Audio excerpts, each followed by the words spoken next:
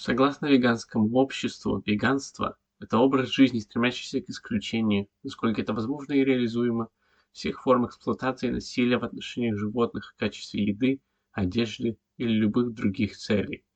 Веганы, как правило, следуют принципам веганства для окружающей среды, личного здоровья и благополучия животных. Цель этого видео– ответить на самые распространенные возражения против этой идеологии. Мясо– важный источник белка. Как вегану мне часто приходится слышать фразу «Ну откуда ты получаешь белок?». На самом деле в веганском ассортименте полно продуктов, содержащих полный набор незаменимых аминокислот. Если вы боитесь недостатка белка, просто обогатите свою диету тофу, темпе, чечевицей, горохом, нутом, арахисом, миндалем, фасолью с рисом, картошкой, гречкой или соевым молоком.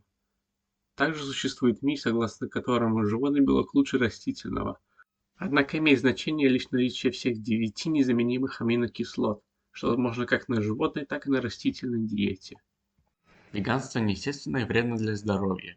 У вас есть длинные острые когти. Как насчет крупных клыков? Часто ли вы думаете о пожирании животных заживо? Если вы ответили нет на эти вопросы, поздравляю, вы в основном травоядны. Мы, как и другие человекообразные обезьяны, эволюционировали, чтобы жить на растительной диете, и лишь время от времени питаться мясом. Наша челюсть двигается не только вверх и вниз, как у хищников, но и из стороны в сторону. Таким образом, травоядные животные молотят волокнистую пищу. Наш кишечник гораздо длиннее кишечников, схожих по размеру хищников, из-за чего бактерии в мясе успевают размножиться во время своего путешествия. У плотоядных животных кислотность желудка больше, чем у нас, потому что нам не нужна высокая кислотность, чтобы переварить разжеванные фрукты и овощи. Даже если бы растительная диета не была естественной, это бы никак не отразилось на ее пользе. Многочисленные организации признали хорошо сбалансированную диету абсолютно здоровой и подходящей для всех этапов жизни, включая беременность и лактацию. Более того, у веганов наблюдается уменьшенный риск диабета второго типа, гипертонии, некоторых типов рака и прочих недугов. Также существует миф, что у веганов пониженный уровень тестостерона и повышенный уровень эстрогена. На самом деле у веганов тестостерон выше на 13%, чем у всех мужчин, а эстроген ниже. Возможно, это связано с тем, что этот гормон присутствует в коровьем молоке.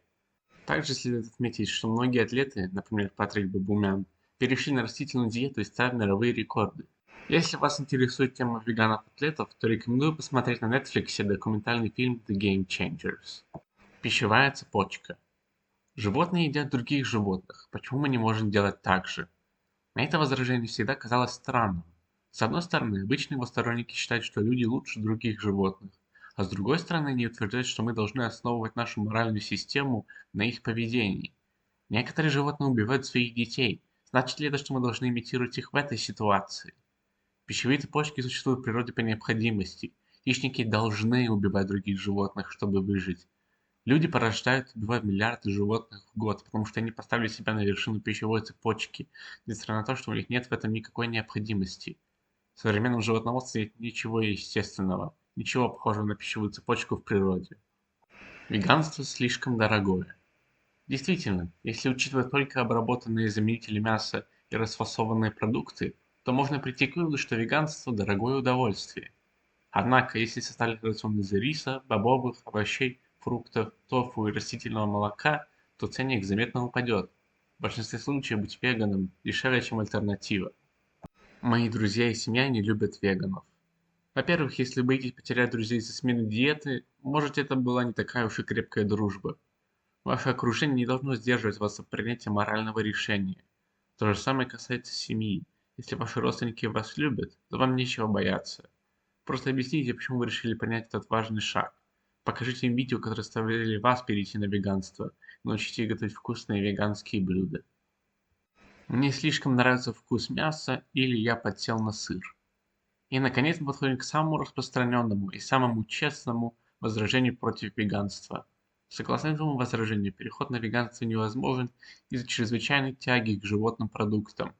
Но на него ответ простой. Спросите себя, что важнее, сиюминутное удовольствие или невинная жизнь. Если для вас важнее вкус, то примите этот стандарт к другим культурам.